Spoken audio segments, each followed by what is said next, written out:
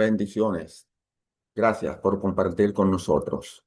La reflexión que vamos a estar disertando en este momento se titula Un ego no crucificado. No hay enemigo más sutil, persistente y disfrazado que el ego.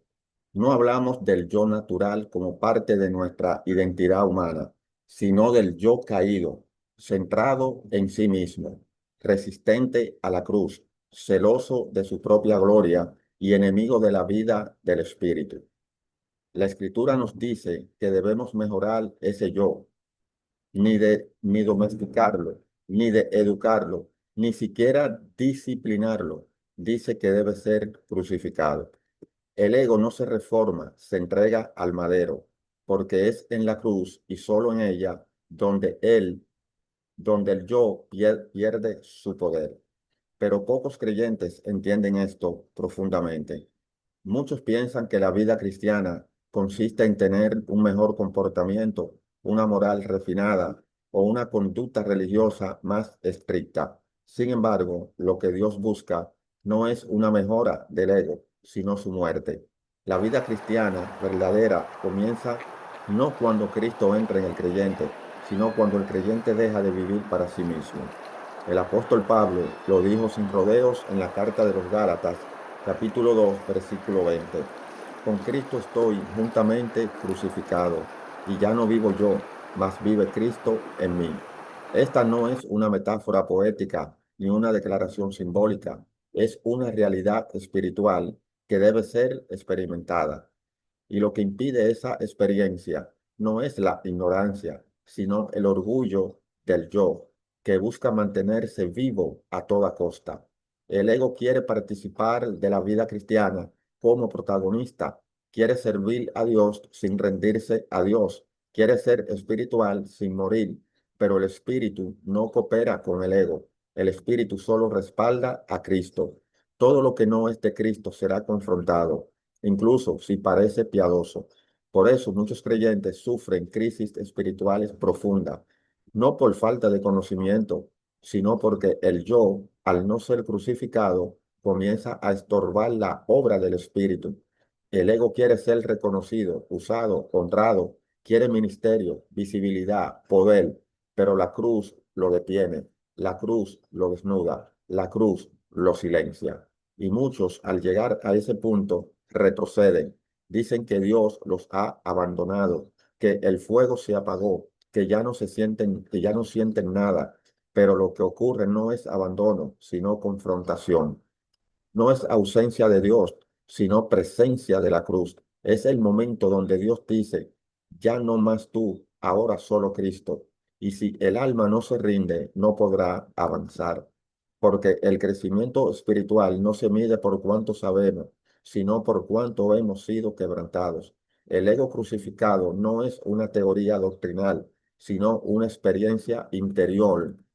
Es algo que se revela en la práctica diaria, cuando el Espíritu Santo nos lleva a situaciones donde debemos negarnos a nosotros mismos. No se trata solo de resistir tentaciones visibles, sino de ceder en lo invisible, cuando queremos tener la razón, cuando queremos ser vistos, cuando deseamos el reconocimiento, cuando nos sentimos heridos por no ser apreciados. Todo eso no es más que el clamor del ego por seguir con vida.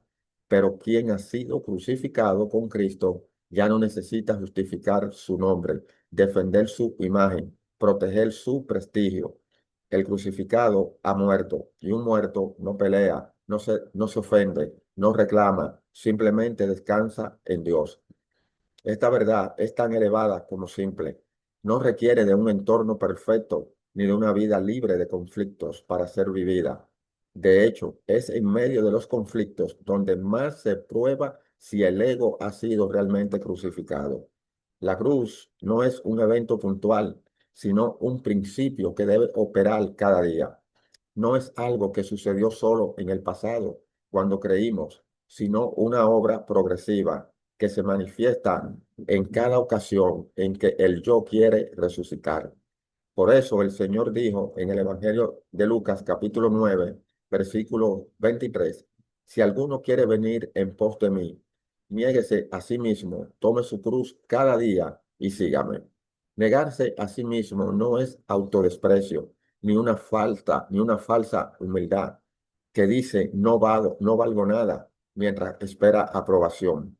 Es un reconocimiento claro de que el yo en su estado natural está contaminado por el pecado y necesita ser reducido a nada.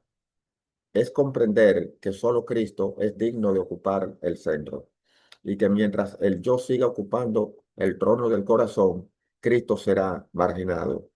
Esa es la batalla del alma, no contra el mundo exterior, sino contra el mundo interior, no contra enemigos visibles, sino contra la autoexaltación disfrazada de espiritualidad.